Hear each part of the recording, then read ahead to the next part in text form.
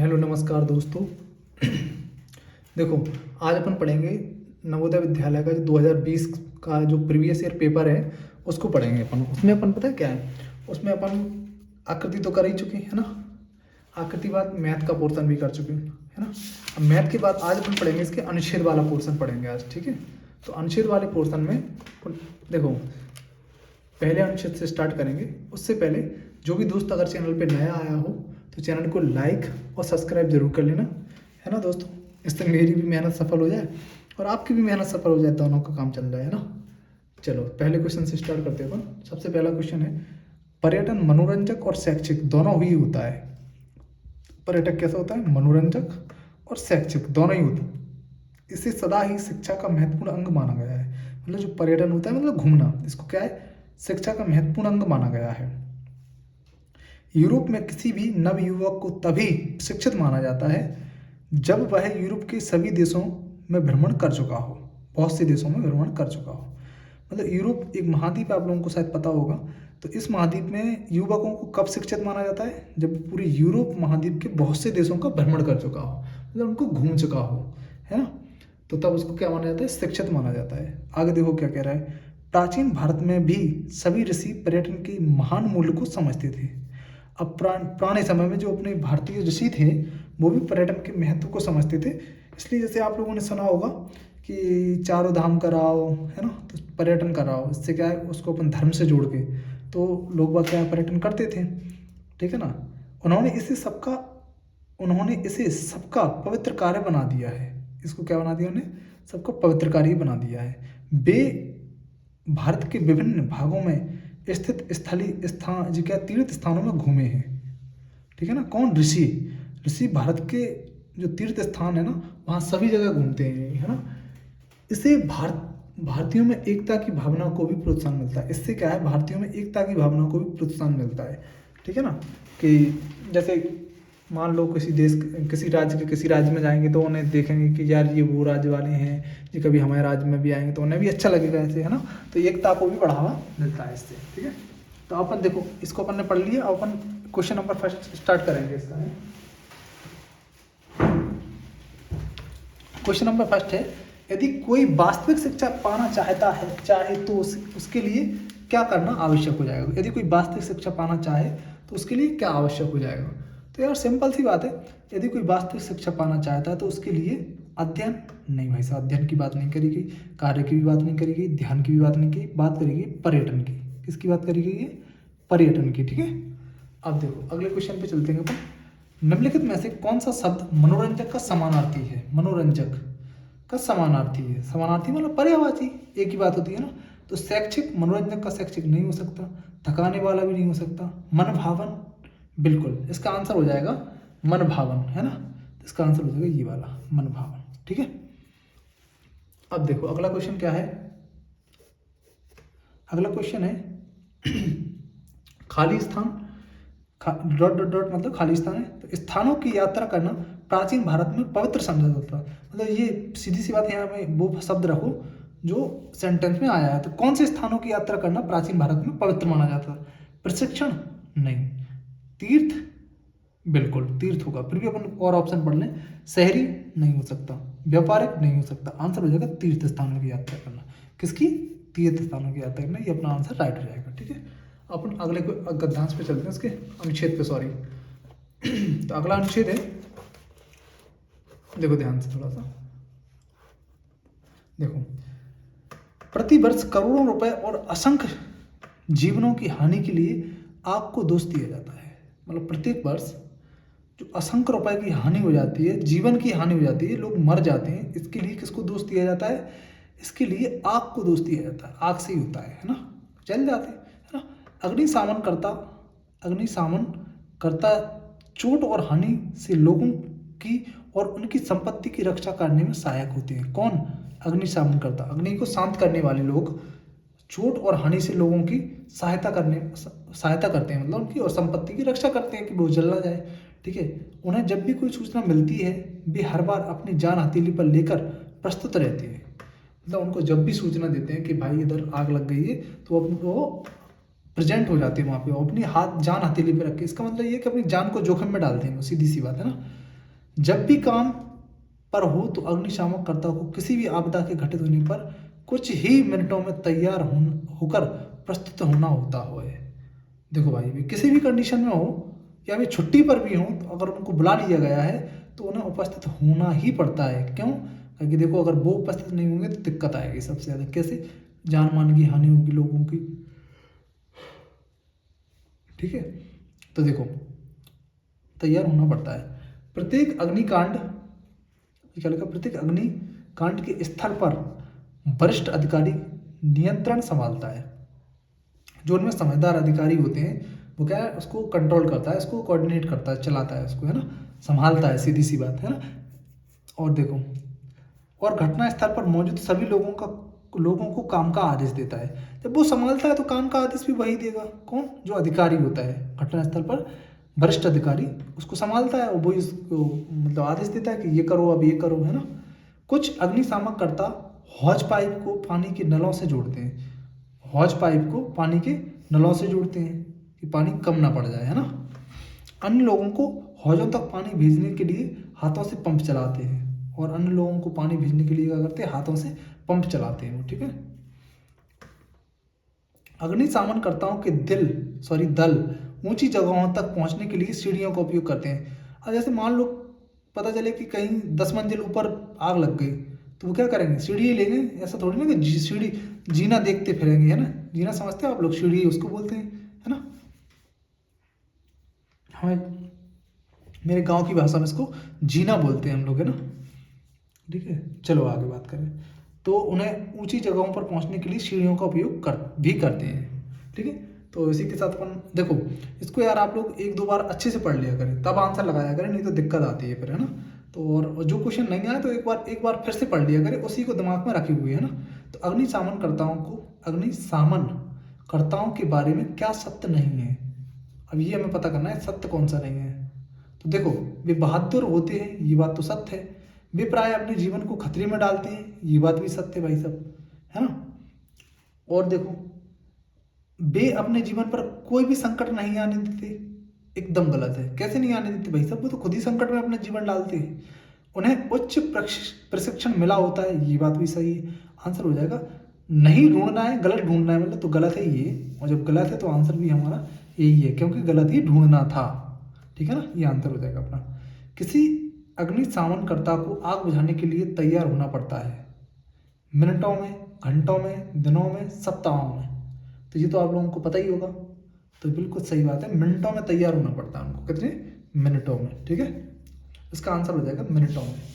चलो आगे देखते हैं।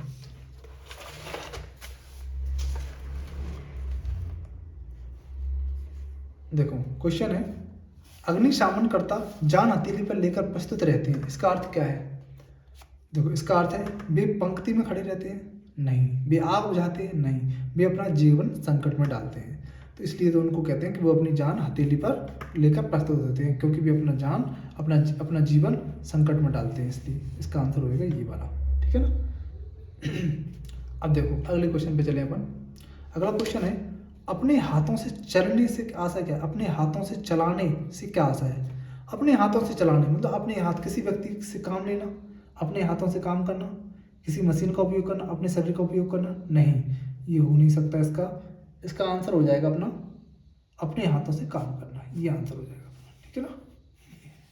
ठीक है, अगला क्वेश्चन करते हैं अपन। घटित होना का अर्थ क्या है? देखो, घटित होना, आना नहीं होता, ये गलत हो जाएगा। होना, अगला है बुलाना, अगला है आग जलाना। तो आंसर हो जाएगा होना। घटित होना मतलब होना, किसी काम का होना, मतलब इसका आंसर यही हो जाएगा, है ना। क्योंकि घटित होना, इसका अर्थ भी होना ही होता है ना, इसलिए हंसी आ रही थोड़ी सी मुझे, है ना। 70 का आंसर। चलो आगे देखो। हाँ यार, बताओ तो आप लोगों के कितने सही हैं, थोड़ा बताना अगर कितने सही निकल गए, तो कमेंट जरूर करना यार दोस्तों, है ना। चलो, अगला अनुच्छेद है। हेमा अपने बिस्तर पर लेटी अपने कमरे की छत पर लगे तारों को एकटक देख रही थी। हेमा है जो अपने बिस्तर पर लेटेगी तो ऊपर कमरे की छत पर लगे तारों को एकटक देख रही थी, मतलब उसको नजर लगा के देख रही थी उसको, है ना। वह खिन्न थी क्योंकि कार्ड भी कपड़ा उसी पर फिट नहीं लग रहा था। वाह यार, जी हमें क्या कह रहा है, दोबारा देखो उसको। वह खिन्न थी क्योंकि कोई भी कपड़ा उस पर फिट नहीं लग रहा था। मतलब वो परेशान थी क्योंकि कोई भी कपड़ा उस पर फिट नहीं आ रहा था। उसने एक एक कर दोबारा पहनना पहना, किंतु या तो वे बहुत तंग थे या छोटे थे। ठीक है, मतलब वो बड़ी हो गई थी, कपड़े छोटे हो गए होंगे, है ना। एक अलमारी कपड़ों से भरी हुई थी किंतु वह उनमें से एक भी पहन नहीं सकती थी। क्यों? क्योंकि कुछ छोटे हो गए थे। और क्यों? कई फट गए होंगे, ऐसा भी हो सकता, टाइट हो गए होंगे उसके, है ना। तो छोटे हो गए, इसका मतलब यही है। तब उसे एक विचार आया, उसकी आंखों में चमक आ गई। उसे क्या विचार आया और उसकी आंखों में चमक आ गई कि वह माँ के कमरे की ओर भागी। उसने कहा, माँ मुझे नए कपड़े चाहिए। उसने क्या दिमाग लगाया कि हमें नए कपड़े चाहिए, किंतु तभी तभी जब मैं अपने सारे पुराने कपड़े दान कर दूं। लेकिन उसको कपड़े कब मिल पाते? जब वो अपने पूरे पुराने कपड़े दान कर देती, जब उसको नए कपड़े मिल पाते। ठीक है, अब देखो, अब अधिक कपड़े संग्रह करने की आवश्यकता नहीं है। अब क्या है, कर नहीं, अब अधिक कपड़े संग्रह मतलब इकट्ठे करने की आवश्यकता नहीं है। उसकी माँ मुस्कुराई और गले लगा लिया। उसकी लड़की दयालु थी। उसकी लड़की कैसी थी? दयालु थी। देखो समझो बात को। उन्होंने कहा कि नहीं, बहुत सा उसने सोचा कि देखो अगर अपन मतलब ज़्यादा कपड़े लेंगे तो उनका ढेर नहीं लगाना, है ना, उसने ये कहा। तो उसकी माँ मुस्कुरा गई और समझ गई कि ये लड़की दयालु है बहुत, है ना। अब देखो अपन इसके आंसर लगाएंगे। अब हेमा अपने बिस्तर पर लेटी थी क्योंकि वह थक गई थी? नहीं, ऐसा तो नहीं था। तारे देखना पसंद करती थी? नहीं, ऐसा भी नहीं था। वह सोच रही थी कि क्या पहना जाए। वह क्या सोच रही थी? वह सोच रही थी कि क्या पहना जाए, है ना। तो देखो, तो वो सच में यही सोच रही थी, तो आंसर इसका ये हो जाएगा। ठीक है ना, आंसर हो जाएगा ये वाला। अब देखो अगला क्वेश्चन। वह कोई भी कपड़ा नहीं पहन सकी, क्यों? देखो इसको भी आप लोगों ने पढ़ लिया। कोई भी कपड़ा क्यों नहीं पहन सकी वो? क्योंकि सारे कपड़े कैसे हो गए थे? टाइट हो गए थे, है ना। ये भी पता है आप लोगों को। सारे कपड़े कैसे हो गए थे?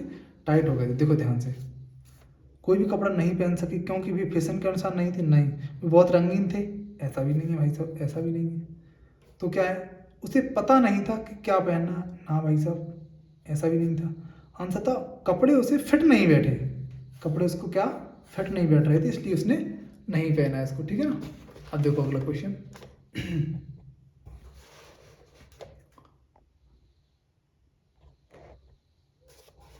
देखो अगला क्वेश्चन क्या है, थोड़ा सा देखो इसको, थोड़ा इसको अपन जूम करके देखें इसको, अगर हो जाए तो। देखो अगला क्वेश्चन है, संग्रह का समानार्थी शब्द क्या है? संग्रह का समानार्थी शब्द होगा संग्रह करना, इकट्ठा करना। बिल्कुल यही हो सकता है इसका। और आगे देखें, बांटना, बांटना नहीं होगा। साझा करना, ये भी नहीं होगा। उपहार देना, ये भी नहीं होगा। आंसर हो जाएगा इकट्ठा करना। संग्रह करना का मतलब क्या होगा? इकट्ठा करना। ठीक है, अब अगला क्वेश्चन देखो। अगला क्वेश्चन है, हेमा है। हेमा क्या है? हेमा लालची है? नहीं। दानी है? नहीं। स्वार्थी है? नहीं। कृपण है? तो है क्या फिर? देखो, हेमा है, लालची तो है नहीं। हेमा क्या लालची तो है नहीं। तो फिर क्या है? दानी। बिल्कुल यार, वो कैसी लड़की है? दानी है वो लड़की। ठीक है ना। अब देखो आंसर, स्वार्थी है नहीं, कृपण है नहीं। तो देखो, दान करना का विपरीतार्थक क्या? दान करना का उल्टा क्या है? सीधी सी बात है, विपरीतार्थक का मतलब होता है उल्टा। तो दान करना का मतलब होता है सौंपना।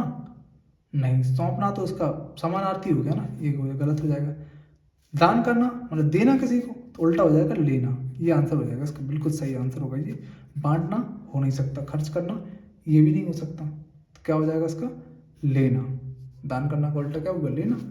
चलो अब अगला क्वेश्चन अपन क्या है इसके, देखो अब क्या है, लास्ट वाला गद्यांश बचा है तो अपन उसको और कर लें।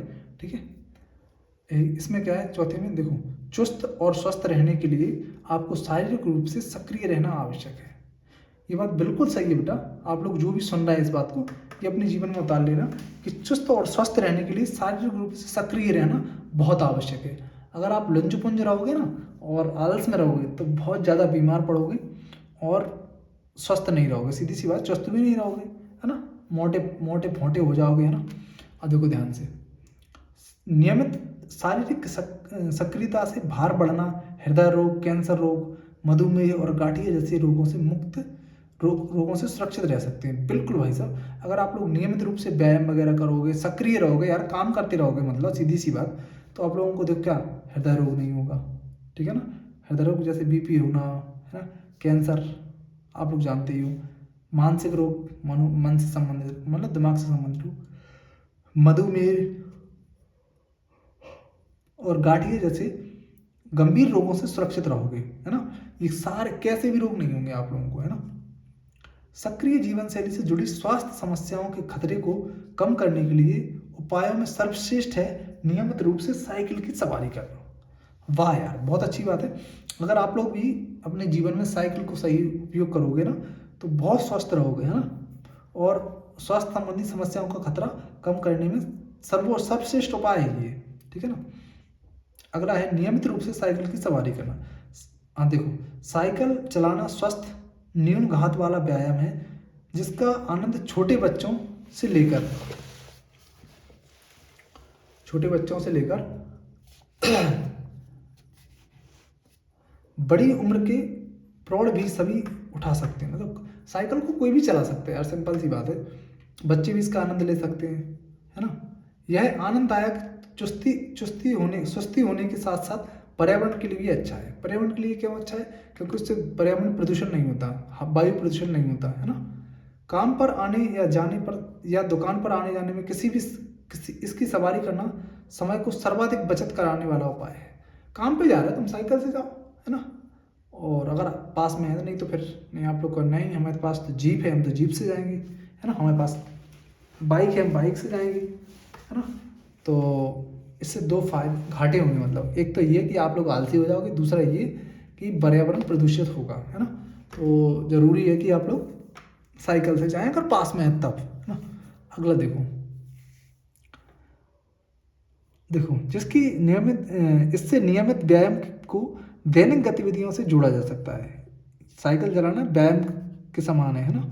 आवागमन, मनोरंजन या खेल के लिए प्रतिदिन 1 अरब लोगों के द्वारा साइकिल का उपयोग किए जाने का अनुमान है भाई साहब।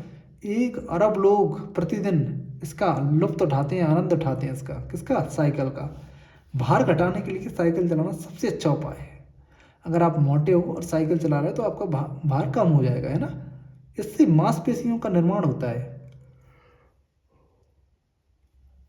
मांसपेशियों का निर्माण समझते हो? मतलब नई नई मांसपेशियां बढ़ती हैं, है ना। देखो, और शरीर की वसा जलती है। वसा मतलब फैट जो जम जाती है, मोटे होते हो ना, वो जम मतलब जलती है, मतलब कम होती है। शोधों ने संकेत किया है कि प्रतिदिन आधे घंटे साइकिल चलाने से हम 1 वर्ष में कम से कम 5 किलो भार कम कर सकते हैं। वाह, 1 वर्ष में कितना कम? 5 किलो भार कम कर सकते हैं अगर तुम हैवी वेट हो तो, है ना। चलो, तो इसके अपन क्वेश्चन आंसर लगाते हैं।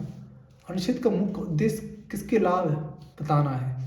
तो अनुच्छेद का मुख्य उद्देश्य साइकिल के लाभ बताना है, साइकिल चलाने के लाभ बताना है, ठीक है ना। इसका आंसर अपन बगैर कुछ सोचे एक झटके में उड़ाएंगे, ये वाला आंसर, ठीक है ना। अरे यार, अनुच्छेद का मुख्य उद्देश्य हमें लाभ बताना है भाई साहब, अपन ने इस पे ध्यान नहीं दिया। स्वस्थ रहना है इसका आंसर।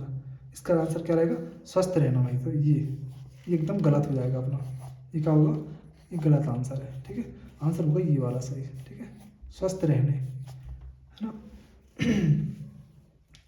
अगला क्या है देखो, तो ये हो नहीं सकता अपना, ये भी नहीं हो सकता, आंसर होगा ये, ठीक है।